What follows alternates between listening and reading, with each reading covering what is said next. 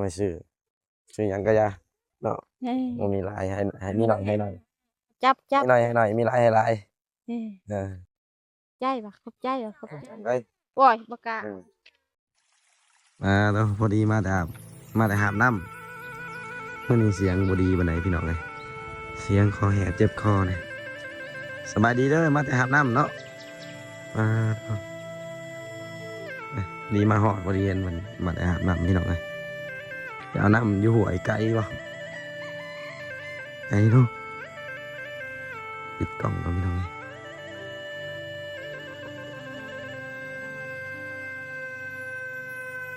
เนาะ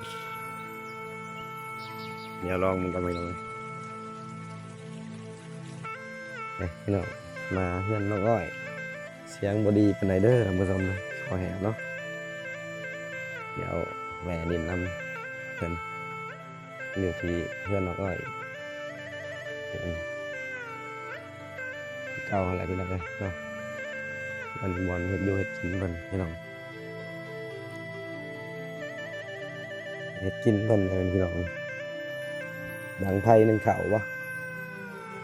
ก็ไม่ลงส่งในลูกครับพี่น้องเนาะเดี๋ยวมาเบิ่งกันเดี๋ยวพาเพิ่นลงแพให้ลูกเพิ่นก่อนที่ถามเพิ่นนุ่งส่งให้ลูกหน่อยนิดนึง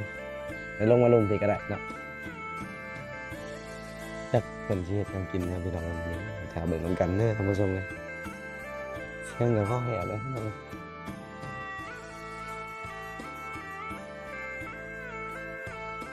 บรรยากาศอยู่บ้านอยู่เพื่อนอยู่ซ่านหมดแล้วพี่น้องเลยเล็กน้อยเขาเจ้าดินคันเทนบอกผิดมาแล่นมาหน่อยนะพี่น้องอยากได้อยากกินขนมมันนะเนาะให้เพื่อนลงส่งให้ลูกเพื่อนก่อนพี่น้องกินกล่องทั้งใหม่ก่อนเนาะอันนี้คือเพื่อนเพื่อนพี่น้องนี่น้องอ้อยอันนี้พี่น้องเลยนี่ลูกเพื่อนพี่น้องนี่อันนี้ผู้นี้คือที่บอทิดอันมาสไปเรืออะไรพี่น้องเลยเนาะมาสไปเรืออะไรก็แมนที่ว่าซื้อนมมาให้เพื่อนนะพี่น้องเลยเดี๋ยวกินไม่นะสบายดีอุ้มเอาลูกกันเนาะสวัสดีสบายดีเด้อท่านผู้ชมเลยญาติบ่หรือบ่ลองญาติเด้อไอ้นี่เป็นคนสวยเจ้ามาขายขนมข้าวต้มนี่ป้ามันจะกินง่ายแล้วบ้านนี้พี่น้องเลยง่ายแล้วตุ้ยให้หมอกินตุ้ยแล้วมันให้หมอที่น้อยนึงได้ห้องใหญ่เราไปเบิ่งวิดีโอจะเด้อเบิ่งวิดีโอเจ้าเด้อเอาลูกเราใหญ่แล้วเราไปนี่แหละที่ซื้อนมมาให้นะพี่น้องจนขี่ออกพันตะกี้แล้วจักเดือนละปีหนึ่งบ่ฮอดได้เดือน8เดือน8เดือนนี้เดือน6 7 8นี่2 เดือนเนาะไงนะชื่อจังได้ก็ชื่ออ้ายเลยนี่น้องเดี๋ยวนี้ก็กินข้าวปกติแล้วเนาะใหญ่เลยเนาะกินข้าวบริยามแล้วเดือนนี้สบายวันนี้กินอาหารบ่มีอาหารอย่างเดียวมีแต่บ่มีอาหารอย่างเดียวแล้ววิตพ้นอันตรายแล้วสบายขี่ก็สบายบ่ได้ลำบาก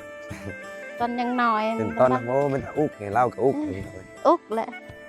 ลูกใหญ่แล้วขี่บ่ออกเลยมันเกินมาใหม่ประมาณอาทิตย์หนึ่งบ่หรือ2-3 เดือนเรายำเขาให้กินเลยมันก็เลยแบบมีปัญหาทางด้านขับถ่ายมันเสียงบ่ดีปานใดแหมพี่น้องเอ้ยมาแหวนี่เบิ่งมันเบิ่งนะเบิ่งแล้วบ่เปลี่ยนเนาะนี่แหละลูกเพิ่นคนนี้แหละที่สวยที่อัน FC มันสวยเนาะโดยเอื้อยตาฮิปเดี๋ยวพี่น้องอยู่ทางนครหลวงเวียงจันทร์มันซื้อนมให้10 กว่าปองพี่น้องเพิ่งส่งเสื้อทั้งยังหลายอะไรอย่างแล้วก็หลายคนเลยซื้อผ้าเครื่องมาให้พี่น้องในตอนนั้นบ่ทิดมาถ่ายรูปตอนนั้นนี่ดนแล้วบ่ได้มาแวะเบิ่งมาจอบเบิ่งพี่น้องเลยบางทีมา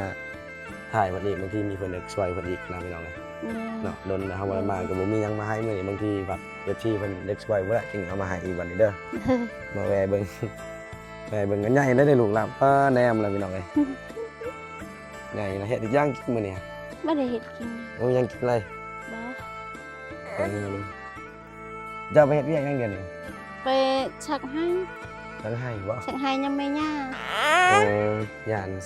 สังไห้ไกลบ่สังไห้ไกลบ่ ใช่ เอาลูกดำบ่ อืม เออ ไปน้ำบ่มีไปเอา บ่ได้เฮ็ดหน้าบ่ บ่ บ่มีหน้าอืม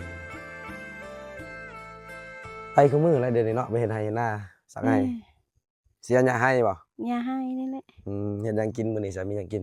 บ่มีหยัง บ่มีหยังเลยพี่น้องเอ้ยบ่มีหยังกินเลยนะพี่น้องเอ้ย กินมีถุงนึงนั่น ได้มีเท่านึงอืม แพงอะแพง เพิ่งเอาอันนี้ให้กับพี่น้องเอาเงินให้20,000ให้มีเงินอืมเอาไปซื้อหยังก็อย่าเนาะ เอ้ย บ่มีหลายให้มีหน่อยให้หน่อย